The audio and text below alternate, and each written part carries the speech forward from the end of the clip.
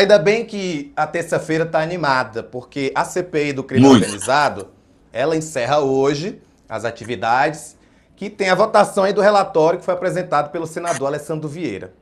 Nesse documento, o relator pede o indiciamento por crimes de responsabilidade dos ministros do STF Dias Toffoli, Alexandre de Moraes e Gilmar Mendes e do Procurador-Geral da República, o Paulo Gonet. Esse relatório da CPI, Reinaldo, foi instaurado, a CPI foi instaurada com o pretexto de mirar o crime organizado, mas o relatório não pede indiciamento de nenhuma outra pessoa, além desses 4 integrantes do Judiciário. Para o Alessandro Vieira, os ministros do Supremo e o PGR têm condutas consideradas incompatíveis com o exercício das suas funções.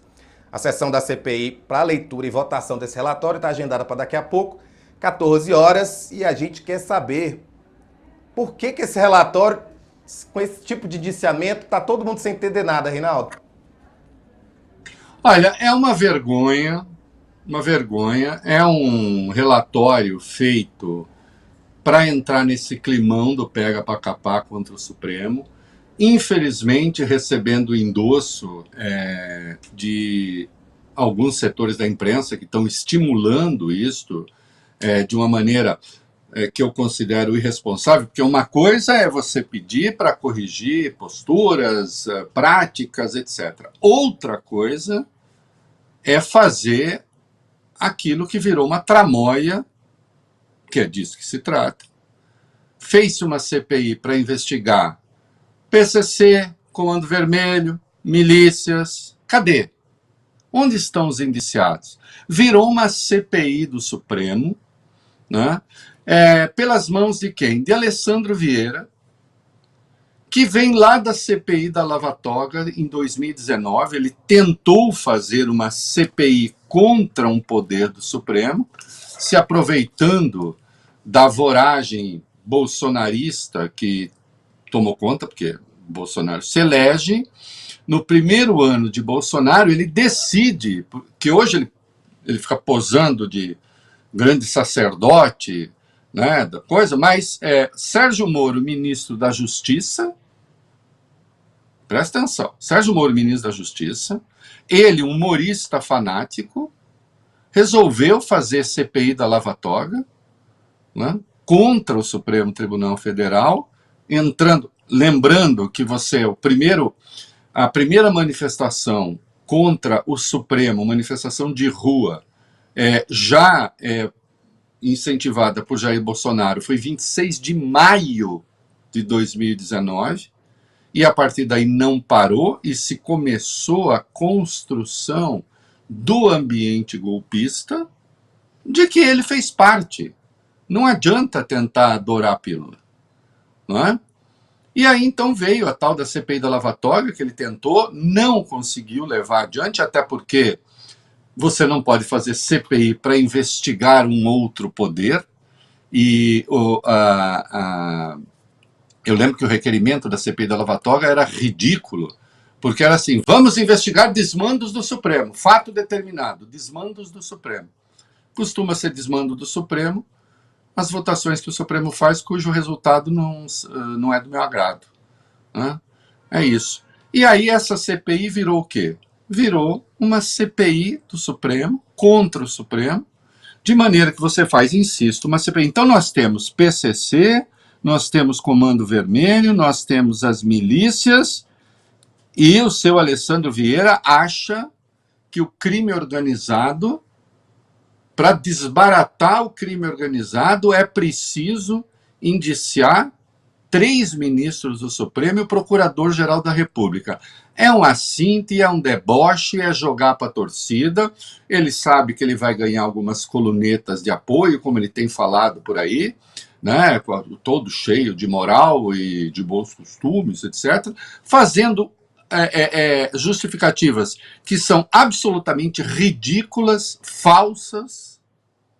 Eu não sei se o senador Contarato está nessa patuscada. Se está, é péssimo, né? Não acho que seja uma coisa que honre a sua biografia, né? E eu falo do ponto de vista de quem me entrevistou e viu uma pessoa de valor, né? Sobre Alexandre de Moraes, ele diz que Moraes é apontado por atuar em processos nos quais, segundo Vieira, deveria haver impedimento. Quais? De que processo ele está falando? Em que processo o Alexandre atuou e deveria haver impedimento? No caso Master, ele não atuou. Porque o caso Master era da segunda turma, ele é da primeira. Que outro caso ele atuou que ele deveria se dar impedido? Ele deveria ter se dado por impedido. Ele está entrando na vibe bolsonarista. O Alexandre deveria se dar por impedido para julgar os casos envolvendo o golpe, porque afinal de contas ele era ameaçado de morte. Agora nós vamos jogar fora, inclusive, o Código de Processo Penal, que protege, no caso de impedimento, os juízes, quando estes juízes são tornados impedidos, ou se busca tornar o juiz impedido, o réu busca tornar o juiz impedido. Então, vamos lá, eu tenho um juiz que eu não quero no meu caso, faço o seguinte, meu querido, eu vou no mercado, né, Rafael? Vou no mercado, descubro que mercado o juiz faz compra. Eu vou lá, arrumo uma confusão com ele e depois digo, ele está impedido para julgar o meu caso, porque afinal de contas ele é meu inimigo pessoal. Ou ele é interessado no caso. Quer dizer que agora, para tirar o ministro do caso, basta ameaçá-lo de morte? É pusilânime esse negócio. É um absurdo esse negócio. Né? Aí diz o escritório, Viviane Barsi, mulher de Moraes, que com empresa investigada, além de suposta atuação do ministro para restringir o alcance da apuração do CPI. Qual a ação do Moraes para restringir o alcance do CPI? Qual é a ação objetiva? Não é? Então aproveita que o ministro está na marca de alguns aí, né, marcado para morrer do ponto de vista político, etc., né, e pega carona. Pega carona. Então, agora, os chefes do crime organizado não são problema no Brasil. O problema no Brasil são os ministros do Supremo. Não por acaso aqueles que salvaram a democracia faz menos de um ano. Menos de um ano, que eu digo em relação ao julgamento. Mais tempo, evidentemente, desde que se começou a desbaratar a trama golpista. O Toffoli, são citados os julgamentos em situação de suspeição, envolvendo o caso da empresa Maridite e tal. Pergunta objetiva de novo. O que foi que a PF pediu, e que a Procuradoria pediu, e que o Toffoli não concedeu? Eu disse à época, digo agora, não havia razão fática, então, para se dizer impedido, a rigor não havia. Mas quando a coisa ficou insustentável, em razão da pressão, ele saiu. Agora, para apontar que o ministro obstruiu a investigação, tem de dizer em quê? Em que ele obstruiu a investigação? Por um acaso, alguma coisa foi pedida que ele não concedeu?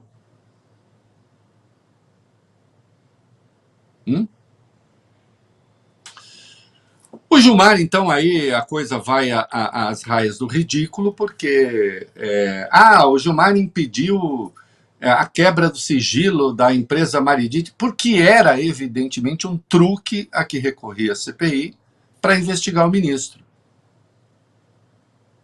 Que se faça as coisas pelo caminho regular. E aí o Paulo Gonet, que é uma das pessoas mais retas da República, né, ele acusa de omissão. Então, pronto. Essas pessoas infelicitam a República.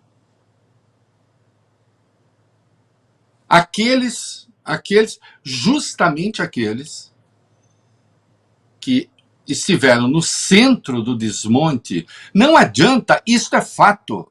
Aqueles que estiveram no centro do desmonte da tramóia golpista viraram os alvos da CPI do crime organizado.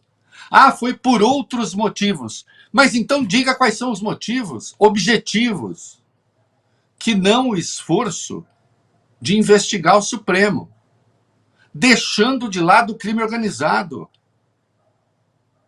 É ridículo. Ele foi com tanta sede. O problema é o seguinte, o cara se sente empoderado, E aí fica animado e vai muito além do limite. Ele perde o senso de ponderação. Porque houvesse, Rafael, outros indiciados que realmente pertencem ao crime organizado, etc., você poderia até dizer, e naquilo em que há uma suposta conexão, porque o Master ligado à REAG, na REAG havia um fundo que seria ligado ao PCC, já são liames um pouco, ligações um pouco frágeis, né? Mas, vai lá, mas não foi isso que ele fez. Ele fez uma CPI, ele tentou fazer uma CPI do Supremo. E ainda reclamou que ela não foi prorrogada. Né? Sem contar o festival de vazamentos, a imprensa pelo menos não fez questão de esconder nesse caso, o festival de vazamentos de dados que foram para lá e foram parar em todo canto. Se alguém acha que por aí se vai fazer um bom Brasil, eu lamento muito, porque não se vai. Não se vai. Vai se fazer muita bagunça. Não é? E à medida que você destrói o devido processo legal, à medida que você destrói padrões institucionais, se investe na desordem e na fascistização do processo político. É disso que se trata. É inacreditável, é espantoso que ele tenha feito esse relatório.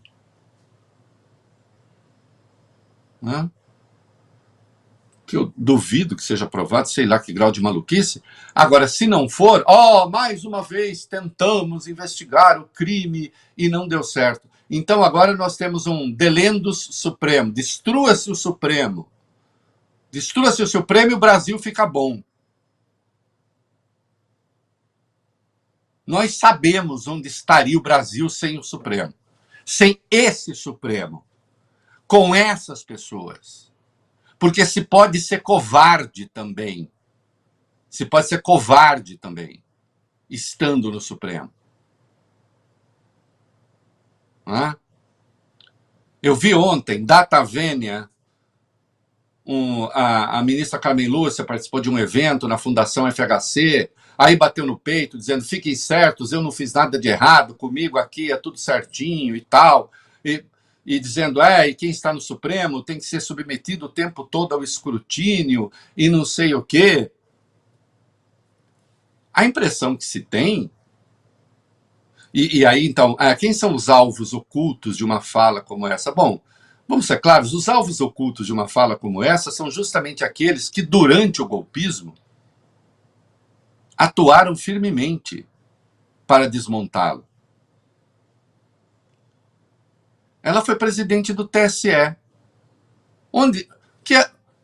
Em que pé está o caso do governador de Roraima? Quanto tempo demorou para ser julgado o caso do Cláudio Castro? Mas a síntese que ela fez do Cláudio Castro, infelizmente, não foi votada.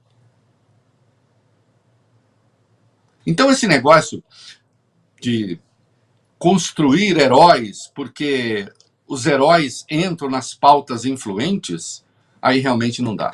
Né? Aí realmente não dá, é um péssimo momento.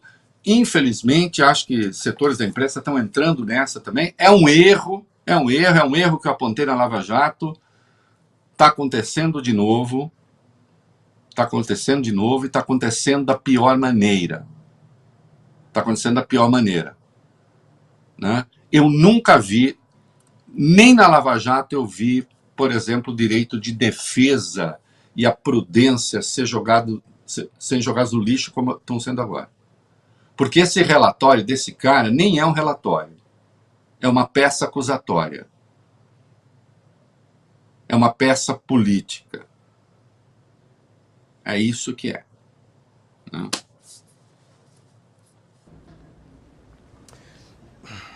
Mas não acaba aí não, tá, Reinaldo? Tem outro trecho no relatório em que o Vieira sugere uma proposta de emenda à Constituição para moralizar o STF e outros tribunais superiores.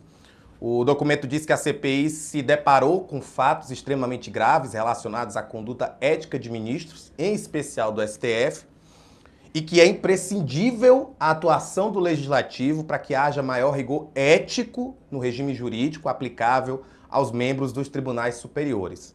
O relatório prossegue dizendo o seguinte, abre aspas, lamentavelmente, observamos que as tentativas de moralizar o STF, por exemplo, têm sofrido questionamentos até mesmo internamente, exigindo atuação externa. Em relação ao conteúdo da PEC, o Vieira afirma que ministros, no exercício de sua função ou fora dela, devem conduzir-se de maneira a não comprometer a reputação do respectivo tribunal, a dignidade do seu cargo ou a confiança pública. E também diz que eles devem respeitar os princípios da moralidade, impessoalidade, probidade, transparência, neutralidade, decoro e eficiência.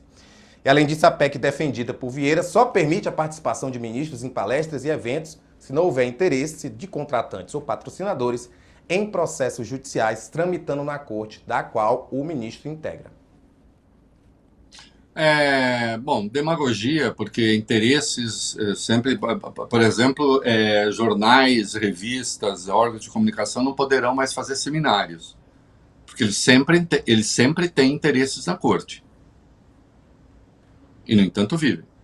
Os seminários dos bancos, não sei o quê, também não mais. Não vai ter mais. Não é? Vamos ter uma corte de gente realmente isolada numa torre de marfim, se fosse assim. Claramente ele propõe aí uma espécie assim, tem que ter um órgão, um regulador externo do Supremo, tem que ter o Supremo do Supremo. Isso nem sentido faz. Isso nem sentido faz. Ele que apresente a PEC. Ele que apresente a PEC. Para ver. Então, né? Olha, foi uma CPI criada a partir de um problema real. O crime organizado é um problema grave no Brasil. A sua infiltração no Estado brasileiro, especialmente via financiamento de campanha, é grande. Né? Problema sério que requer gente séria. E não, como estamos vendo, um militante anti-supremo que resolveu pegar essa pauta num momento em que ela é, enfim, incensada pela imprensa, né? Hoje golpista está sendo chamado por aí de defensor da liberdade de expressão, né? E aqueles que enfrentaram o golpe estão sendo tratados como se fossem os verdugos da democracia e os principais inimigos do país. E se os números não dizem exatamente aquilo que a tese diz, dá-se um jeito até mesmo de distorcer os números. Eu acho uma tristeza que assim seja. Acho que isso tem de ser combatido, acho que isso tem de ser enfrentado. É um momento muito grave. Não? Com reflexos eleitorais, porque isso estimula a pauta daqueles que vão para as ruas falar, nós temos que ganhar para empichar ministro Supremo. Eu faço aqui um alerta importante. Eu não sei, espero que as coisas não se deem desse modo. Agora, você imagina um país em que a Suprema Corte estará permanentemente sob escrutínio e sob risco de impeachment. Que segurança jurídica se terá aí? Bem ou mal, nós temos... A República Brasileira vive o seu maior período de estabilidade democrática, e isso se deve ao chamado controle abstrato de constitucionalidade que faz o Supremo. O que é isso? A cada vez que se votam leis, dispositivos, que o Executivo baixa coisas, enfim, se pode fazer um exame em tese, o Supremo pode fazer um exame em tese, se aquilo deve ou não prosperar, antes de produzir os seus efeitos, né? A medida provisória é uma exceção, e ainda assim, também, se tiver uma grave agressão à ordem legal, ela pode ser interrompida, e se deve ao papel que o Supremo tem e tem feito. Aliás, Gilmar Mendes, que ele coloca ali como indiciado, Gilmar Mendes é um dos grandes responsáveis pela jurisprudência desse chamado controle abstrato. Eu nunca vi nada mais irresponsável.